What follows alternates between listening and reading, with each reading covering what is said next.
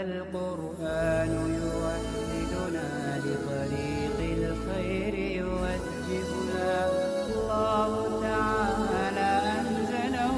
ورسول الله سواء كان معلقا بشرط أو مخصوصا بوصف أو لم يكن. رد على بعض أصحاب الشافعي رحمه الله فإنهم ذهبوا إلى أنه إذا كان الأمر معلقا بشرط كقوله تعالى وإن كنتم جنبا فاتطهروا أو مخصوصا بوصف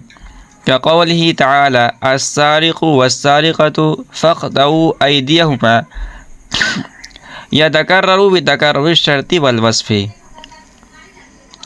فإن الغسل يتكرر بتكرر الجنابة والقطع يتكرر بتكرر السرقة. وعندنا المعلق بالشرط وغيره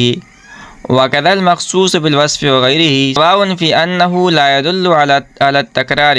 ولا يحتمله. کہنے کہ سواء كان معلقا بشرط أو مخصوصا بوصف أو لم يكن، خواہ وہ امر کسی شرط پر معلق ہو یا کسی وصف کے ساتھ مخصوص ہو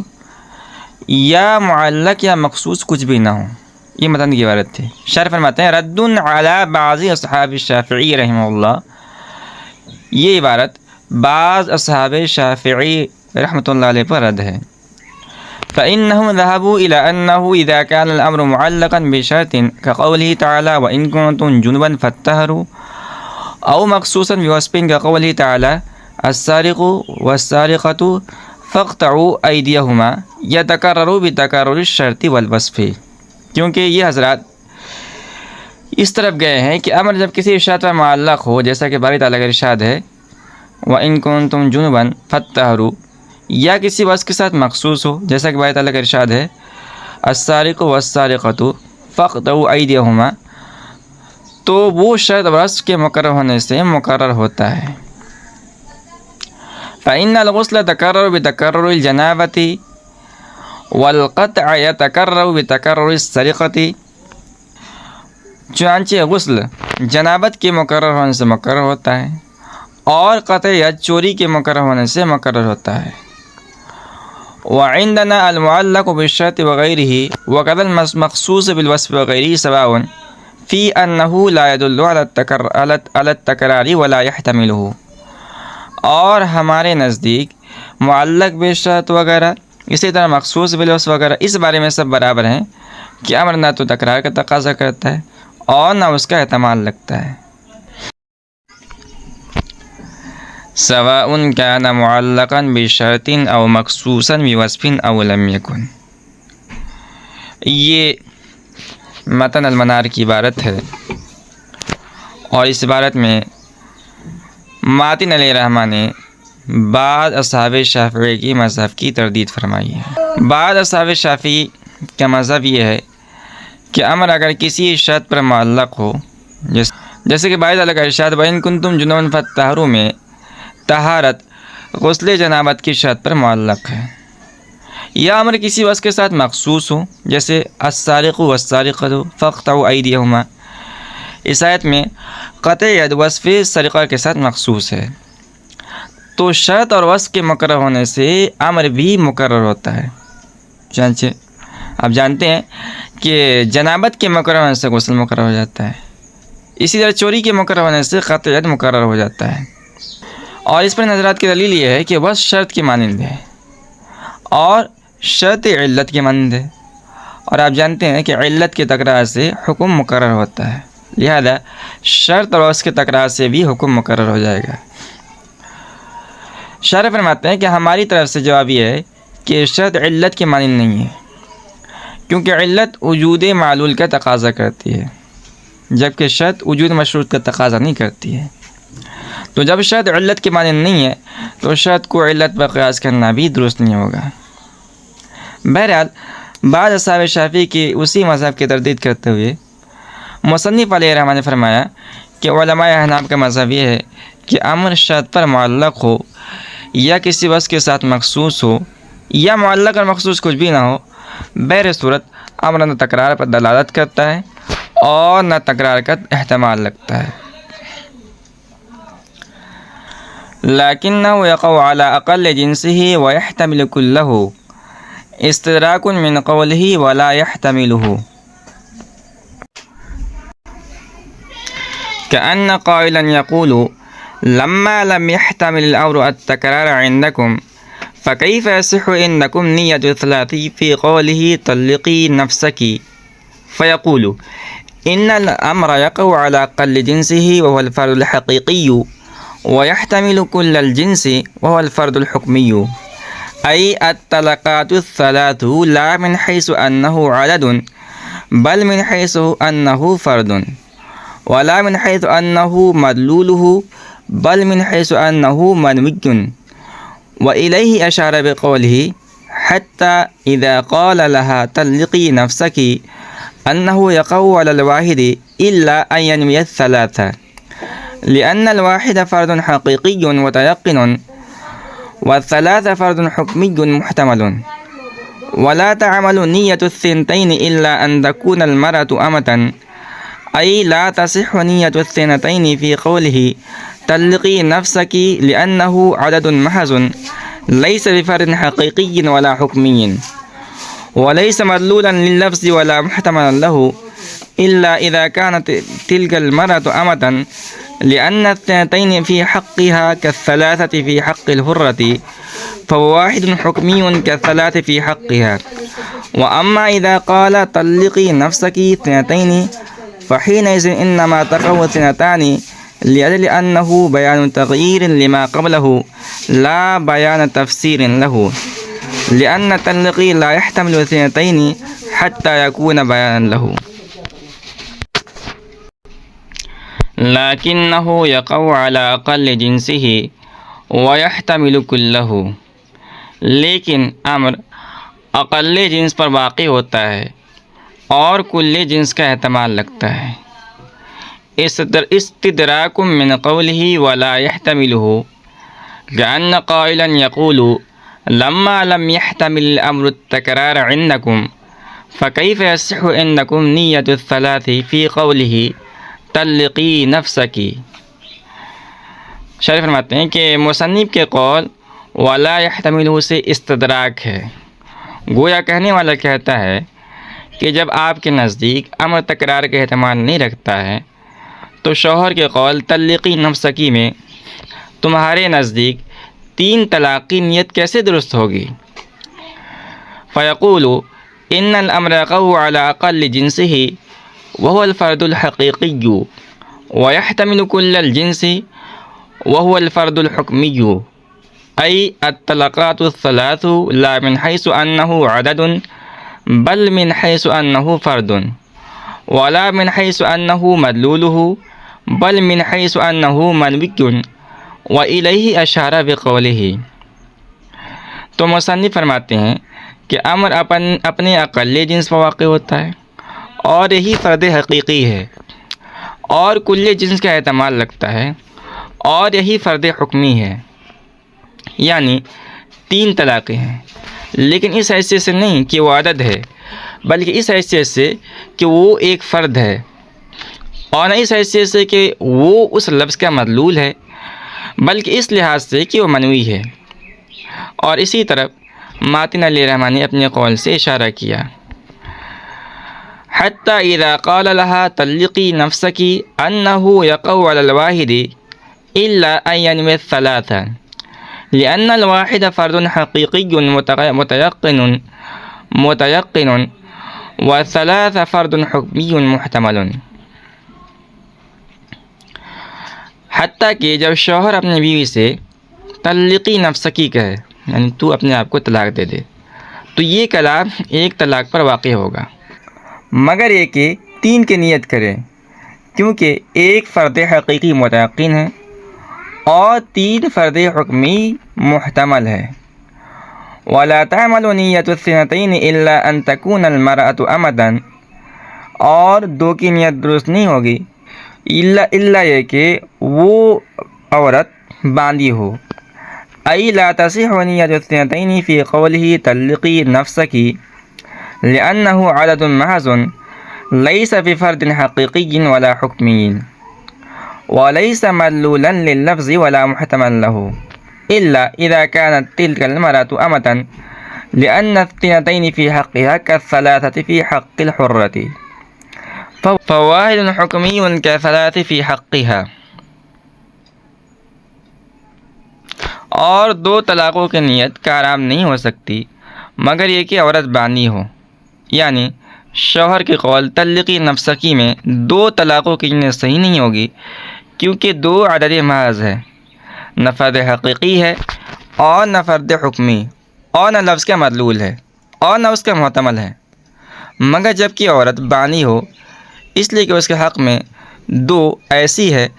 جیسے آزاد عورت کے حق میں 3 طلاقیں، پس 2 طلاقیں بانی کے حق میں واحد حکمی ہے جیسے کہ آزاد کے حق میں 3۔ وَأَمَّا إِذَا قَالَ طَلِّقِي نَفْسَكِ اثْنَتَيْنِ فحينئذ إنما تقع اثنتان لأجل أنه بيان تغيير لما قبله لا بيان تفسير له لأن تلقي لا يحتمل اثنتين حتى يكون بيانا له۔ بہرحال جب شوہر طلقی نفسہ کی اثنتین کہے تو اس وقت 2 طلاقیں واقع ہوں گی، اس لیے کہ لفظ اثنتین اپنی ماقبل کے لیے بیان تغییر ہے نہ کہ بیان تفسیر، اس لیے کہ لفظ طلقی اثنتین کا احتمال نہیں رکھتا ہے یہاں تک کہ اس کے لیے بیان تفسیر ہو۔ لَكِنَّهُ يَقَعُ عَلَى أَقَلِّ جِنسِهِ وَيَحْتَمِلُ كُلَّهُ۔ یہ متن المنار کی عبارت ہے اور اس عبارت کو ماتن علیہ الرحمہ نے دفع دخل مقدر کے لیے ذکر کیا ہے۔ ایک اعتراض ہوتا ہے جس کا حاصل یہ ہے کہ سابق میں آپ نے فرمایا کہ احناف کے نزدیک امر نہ تو تکرار کا تقاضا کرتا ہے اور نہ ہی تکرار کا احتمال لگتا ہے، حالانکہ احناف کے نزدیک اگر شوہر اپنی بیوی کو طلقی نفسکی کہے یعنی نکاح کا وکیل بنا دے اور طلقی نفسکی کہہ کر 3 طلاقوں کی نیت کر لے تو اس صورت میں یہ نیت کرنا درست ہے، چنانچہ اگر بیوی نے اپنے آپ کو 3 طلاقیں دے دیں تو شوہر کی 3 طلاقوں کی نیت کرنے کی وجہ سے اس پر 3 طلاقیں واقع ہو جائیں گی، حالانکہ 3 میں تعدد اور تکرار ہے۔ تو طلقی نفسکی کہنے کی صورت میں 3 طلاقوں کی نیت سے 3 طلاقوں کا واقع ہونا اس بات کی دلیل ہے کہ صیغہ امر تکرار کا احتمال لگتا ہے۔ اس کا جواب ماتن نے دیا ہے اس عبارت کے اندر،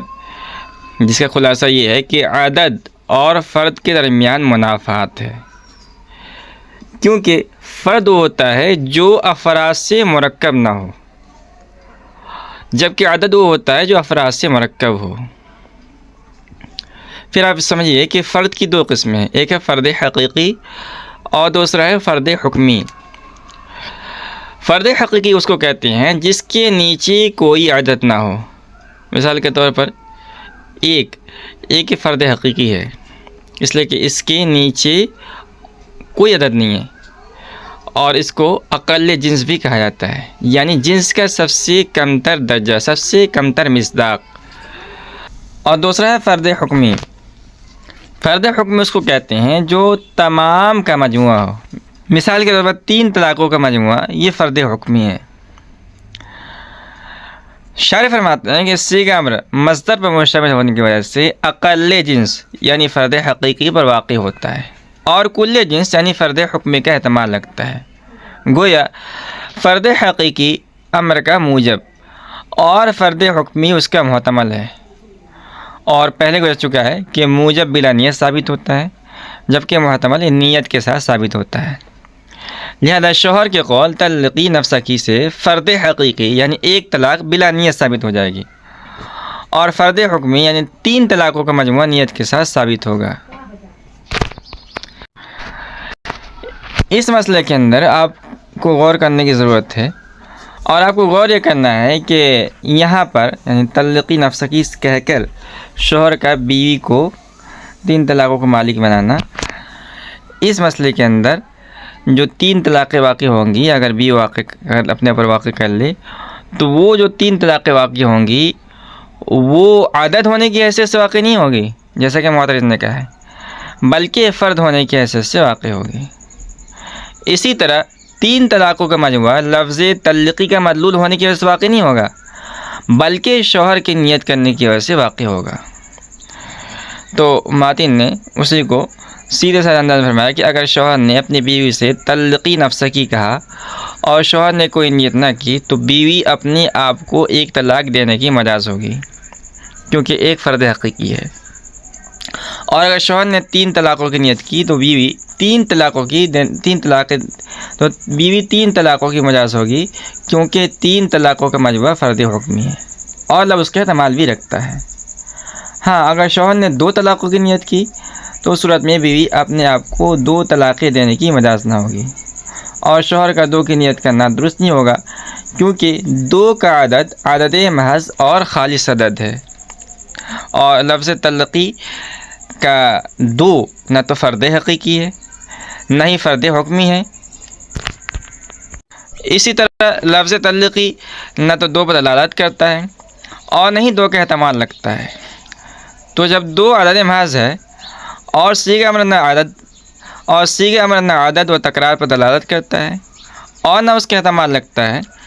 تو لفظ تلقی جو صیغہ امر ہے اسے 2 کی نیت کرنا بھی درست نہیں ہوگا۔ شرح فرماتے ہیں کہ لیکن بیوی اگر بانی ہو تو شوہر کا لفظ تلقی سے 2 طلاقوں کی نیت کرنا بھی درست ہوگا، کیونکہ بانی کے حق میں 2 طلاق ایسی ہے جیسے آزاد عورت کے حق میں 3 طلاقیں، یعنی جس طرح